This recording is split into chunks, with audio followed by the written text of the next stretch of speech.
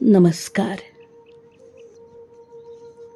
अक्कलकोटस्थ श्री स्वामी समर्थ महाराजांची आद्य बखर. प्रकाशक धार्मिक प्रकाशन संस्था. अभिवाचन अदिती पालिमकर. भाग 55.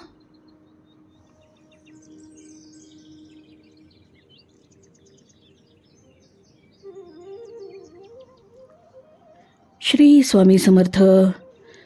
जय जय स्वामी समर्थ. श्री स्वामी समर्थ. अक्कलकोटला रामाचार्य म्हणून भिक्षुक होते. त्यांना 4 कन्या असून पुत्र संतती नव्हती.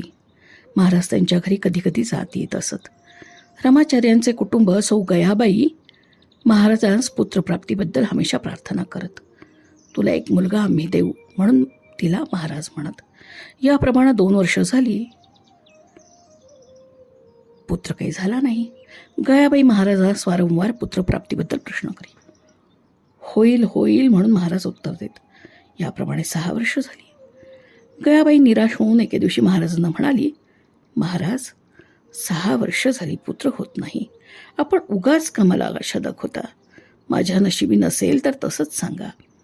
आपल्या आशीर्वादानं ह्या जन्मीच पुत्र होईल की पुढच्या जन्मी, त्याची स्पष्टता करावी. याप्रमाणे अतिविनयाने महाराजांची प्रार्थना केल्यावरून महाराज म्हणाले, तुला ह्याच जन्मी पुत्र देऊ.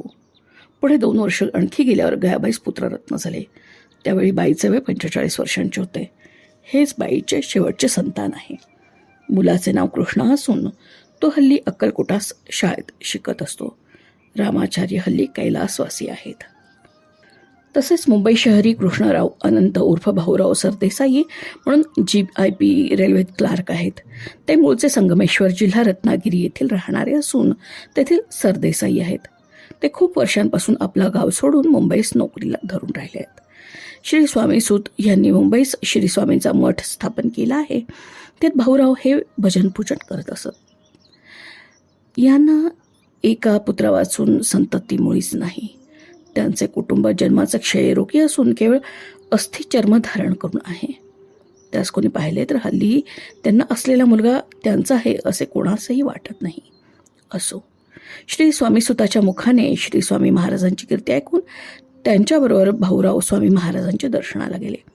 मुंबईला परत आल्यावर काही दिवसांनी आपल्या कुटुंबाला घेऊन भाऊराव अक्कलकोटाला गेले. त्यांच्या कुटुंबाचे नाव सौ अन्नपूर्णाबाई आहे. उभयंता दाम्पत्याने महाराजांची एकनिष्ठपणे सेवा केली. मनातील हेतू की आपणास संतती होऊन आपल्या जन्माचे सार्थक व्हावे. पुढे एके दिवशी अन्नपूर्णाबाईने महाराजांची सेवेकरण सुंदराबाई हिची विनंती करून आपल्यास संतती होईल की नाही याबद्दल महाराजांना प्रश्न करण्यास सांगितले. महाराजांनी सुंदराबाईंना सांगितलं की अन्नपूर्णाबाईंची संततीची इच्छा धरून त्या श्रीचरणांपाशी आले आहेत. महाराजांनी कृपया तिला कृपा करावी आणि पुत्र द्यावा.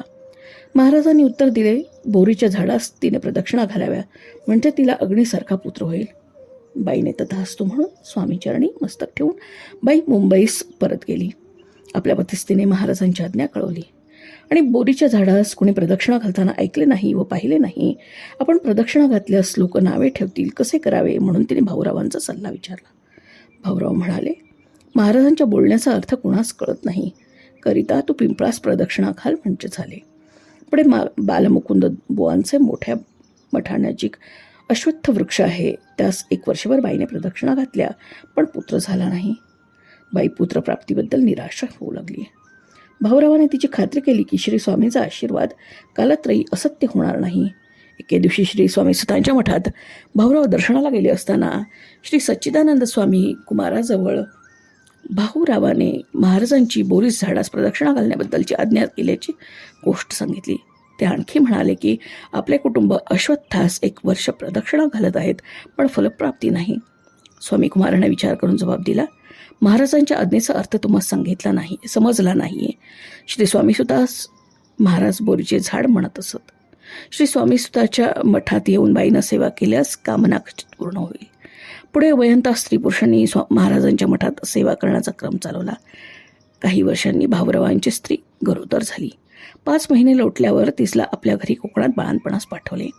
भाऊरावास मोठी पंचायत पडली की श्री स्वामी कृपेने स्त्री गरोदर झाली हे चांगले झाले, पण ती फार अशक्त असल्याने तिची निर्विघ्नपणे सुटका होऊन एका जीवाचे 2 जीव होतील तो सुदीन. श्री स्वामी चरणी पूर्ण भरोसा ठेवून भाऊराव स्वस्थ राहिले. नवपास पूर्ण झाल्यावर एके दिवशी रात्री भाऊरावांच्या स्वप्नात स्वामी महाराजांनी येऊन सांगितलं की मी सोनवाड्यास स्नानास जातो. सोनवाड्यास अन्नपूर्णाबाई बाळणपणास गेली होती. भाऊरावास वाटलं की काहीतरी दुश्चिन्ह आहे, आपणास पुत्रमुख नाही, पण बायकोही दृष्टीस पडते की नाही कोण जाणे. दुसऱ्या दिवशी प्रातःकाळी अन्नपूर्णाबाई बाळांत होऊन पुत्र झाल्याचे पत्र आले. हल्ली सदरचा वर्ती पुत्र 15-16 वर्ष उमरीचा असून इंग्रजी शिकत असतो. त्याची कांती आणि स्वभाव केवळ अग्नीसारखा आहे.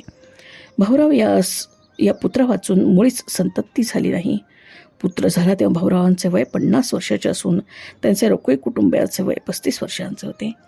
निर्जीव लाकडास अंकुर फुटणे जितके आश्चर्याचे आहे, तितकेच आश्चर्य क्षयरोगी अन्नपूर्णाबाईस पुत्रप्राप्ती झाल्याचे आहे. श्री स्वामींची दृढ भक्ती केल्यास भक्तजनांचे मनोरथ ह्याप्रमाणे पूर्ण होतात. भक्ती मात्र पूर्ण पाहिजे. अन्नपूर्णाबाईस 2 वर्षांपूर्वी देवाज्ञा झाली. श्रीमंत राजमान्य राजश्री शंकरराव राजे राय यास ब्रह्मसंबंध असून क्षयरोगही होता. 6 लक्षांची सालिना त्यास जहागिरी होती, पण ब्रह्मसंबंधाने शरीरास सुख कसे ते लागेना. दिवसेंदिवस प्रकृती जास्त बिघडत चालली. नामांकित हकीम, वैद्य, डॉक्टर यांनी बहुत परिश्रम केले, पण ते सर्व व्यर्थ गेले. शंकरराव यांची प्रकृती जास्त बिघडून त्यांना वाटू लागलं की आपली आयुर्मर्यादा पुरी झाली. अनेक जपानुष्ठाने, ब्राह्मण संतर्पणे आणि दानधर्म त्यांनी केला, पण आराम पडेना. शेवटी सद्गुरूच्या कृपादृष्टीने आराम होईल असे कोणी सांगितल्यावरून श्री गाणगापुरास शंकरराव पत्नीसह जाऊन राहिले. तिथे 3 महिने राहून पुष्कळ अनुष्ठाने वगैरे केल्यावर त्यांना दृष्टांत झाला की अक्कलकोटास श्री समर्थांकडे जावे, म्हणजे आरोग्य होईल. शंकरराव यांची श्री समर्थांच्या ठिकाणी विशेष श्रद्धा नसल्याने ते तसेच गाणगापुरास राहिले. पुन्हा त्यांना दृष्टांत झाला की अक्कलकोटास गेल्याशिवाय आरोग्य होणार नाही. तेव्हा नाईलाज होऊन ब्राह्मण संतर्पण करून राजे रामराय अक्कलकोटास येऊन देशमुखांच्या वाड्यात उतरले. श्री समर्थांची स्वारी आप्पा कर्दळकर यांच्या माडीवर होती. शंकरराव दर्शनास गेले.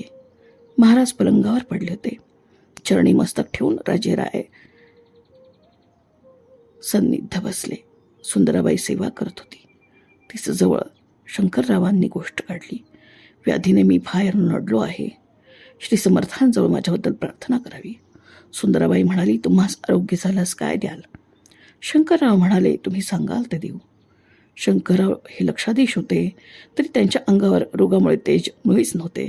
त्यांचा वर्ण काळाकुट्ट होता. बाईस वाटले हे कोणी ते साधारण गृहस्थच असावेत. असे समजून बाईने मोठे मन करून शंकरराव यास बरे झाल्यास द्याल 2,000 रुपये म्हणून प्रश्न केला. शंकरराव म्हणाले, मी बरा झाल्यास 10,000 रुपये देईल. बाई मनात चकित झाली. तिची खात्री होईना. 10,000 रुपये देण्याचा संकल्प करून पाणी सोडण्यास बाईने सांगितले. त्याप्रमाणे शंकरराव यांनी केले. महाराज यास बरे करावे म्हणून बाई म्हणाली. महाराज काही जबाब न देता उठून चालू लागले. शेखनूर दर्ग्याच्या तिथे महाराज आले. तिथे मुसलमान लोकांची स्मशानभूमी आहे. तिथे एक नवीनच खाच केलेले थडगे होते. त्यात छाटे टाकून महाराज निजले. थोडा वेळ तिथे पडून महाराज उठले. राजे राय वडाखाली गेले. सेवेकरी लोक म्हणू लागले, राजे रामराय यांचा मृत्यू आपण थडग्यात निजून त्या कृतीने महाराजांनी टाळला. शंकरराव यांनी फकीरांना खाना देऊन शेखनुराच्या कबरस्थानावर कफणी चढवली. 8-10 दिवस ते अक्कलकोटाला राहिले. लिंबाचा पाला बारीक वाटून त्यात 9 मिरे घालून ते औषध घ्यावे म्हणून आज्ञा झाल्याप्रमाणे ते औषध सुरू केले आणि त्यापासून त्यांना गुण वाटू लागला. पुढे राजे रायराय हे हैदराबादस गेले आणि 5-6 महिन्यांनी प्रकृती चांगली होऊन ते पुन्हा दर्शनाला आले. श्री समर्थांचे दर्शन घेऊन विज्ञप्ती केली की श्रीकृपेने आपणास आराम पडला आहे. त्याकरिता 10,000 रुपये श्रीचरणी अर्पण करण्याचे उदक सोडले आहे. त्या रुपयांचे काय करावे त्याची आज्ञा व्हावी. तेव्हा महाराजांनी मठ बांधण्याबद्दल आज्ञा केली. दत्तात्रय त्र्यंबक गाणगापूरकर कारकून हे दोघे बरोबर होते. रामाच्या देवळानजीक मारुतीचे देऊळ आहे, तिथे जाऊन जागा दाखवावी म्हणून महाराजांनी भुजंगा व मुंबईचे ठाकूरदास बुवा तिथे आले होते. त्यांना आज्ञा केली. चुनेगच्ची मठ बांधण्याबद्दल आज्ञा झाली. ही बातमी राजमान्य राजश्री नानासाहेब बर्वे कारभारी वगैरे मंडळीस कळल्याबरोबर गावाबाहेर मठ बांधल्यास चांगले अशी सूचना केली. महाराजांकडे विनंती करताच बाहेर मठ बांधण्याची आज्ञा झाली. पुढे मठाचे काम पुष्कळ वर्ष चालले होते. ब्राह्मण भोजन मोठ्या थाटाने झाले. सुमारे 1,000 ब्राह्मण भोजनास होते. 1 रुपया ब्राह्मण सुवासिनीस दक्षिणा वाटली. गर्भारशी बायकांस 2 रुपये दक्षिणा वाटली. अक्कलकोटास पुष्कळपणे लोक येऊन ब्राह्मण भोजन दानधर्म करून गेले. त्यात दक्षिणेबद्दल राजे रायरायांची व पक्वानांबद्दल बडोदेकरांची फार कीर्ती झाली. श्री स्वामी समर्थ. जय जय स्वामी समर्थ. श्री स्वामी समर्थ. अक्कलकोटस्थ श्री स्वामी समर्थ महाराजांची आद्य बखर भाग 55 समाप्त. क्रमशः. धन्यवाद.